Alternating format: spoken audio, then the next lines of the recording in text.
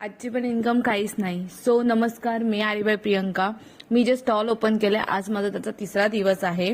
सकाळी लवकरच उठले थोडे, कारण की चेन्नईवरून स्टॉक येणार होता, त्यामुळे तो मालाडच्या डेपोला आला होता. तो नाश्ता केला आणि मिस्टरांना घेऊन मी जो मालाडचा स्टॉक आहे, मालाडला स्टॉक होता तो मी आणायला निघाले. हायवेला गेल्यानंतर पाऊस पण खूप जोरात पडत होता आणि ट्रॅफिक पण खूप होती. पोहोचायला खूपच उशीर झाला होता. नंतर तिथे पोहोचल्यावर बघितलं तर आमचे 4 बॉक्स होते, 4 हे होते. तर मग ते आम्ही कलेक्ट केले, त्यांचं पेमेंट केलं आणि मग तिकडनं घेऊन घरी आलो. घरी आल्यानंतर पूर्ण मी माल चेक केला, त्याची तर व्हिडिओ नाहीये. मग त्याच्यानंतर मी शॉपवर गेले, शॉप अरेंज केला आणि ऑर्डर खूप होत्या. काल 10 ऑर्डर्स होत्या, त्यामुळे त्या मला पॅक करायच्या होत्या.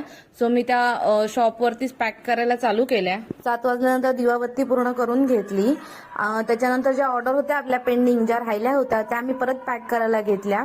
तोपर्यंत 8 वाजले होते. मग रुपाली पण आली तोपर्यंत, आणि रुपाली आल्यानंतर तिची तर मदत आहेच, तिने पण नंतर मग माझ्यासोबत बसून सगळ्या ऑर्डर पॅक करायला मदत केली. कस्टमर आजही आले होते, पण त्यांना जे मटेरियल पाहिजे ते माझ्याकडे नाहीये. त्यांना ज्या पद्धतीच्या लेसेस पाहिजे होत्या त्या सध्या मी ठेवलेल्या नाहीयेत. सो मी लवकरच त्या भरणार आहे. आणि त्यांनी तसं मला सांगितलंही आहे की इथे लेसेसचे दुकान नव्हते, त्यामुळे आम्ही इथे येत नव्हतो, आम्ही बाहेर स्टेशनला जात होतो. सो आता आम्हाला माहित पडलंय की इथे शॉप आहे, तर आम्ही इथे लेसेस घ्यायला येऊया, फक्त तुम्ही डेली ओपन ठेवा. सो मी त्यांना म्हटलं की हो, माझं शॉप डेली ओपन राहील, तुम्ही कधीही येऊ शकता. अशा दोघींनी आम्ही ऑर्डर पॅक करून घेतल्या. त्याच्यानंतर मग पूर्ण बंद करायची वेळ झाली होती, 10 वाजले होते.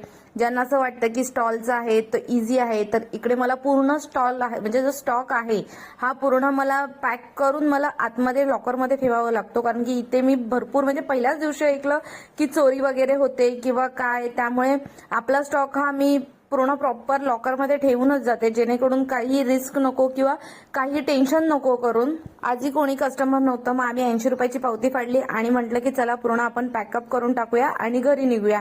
सो हे पूर्ण पॅक करून घेतलं आणि मग आम्ही घरी आलो.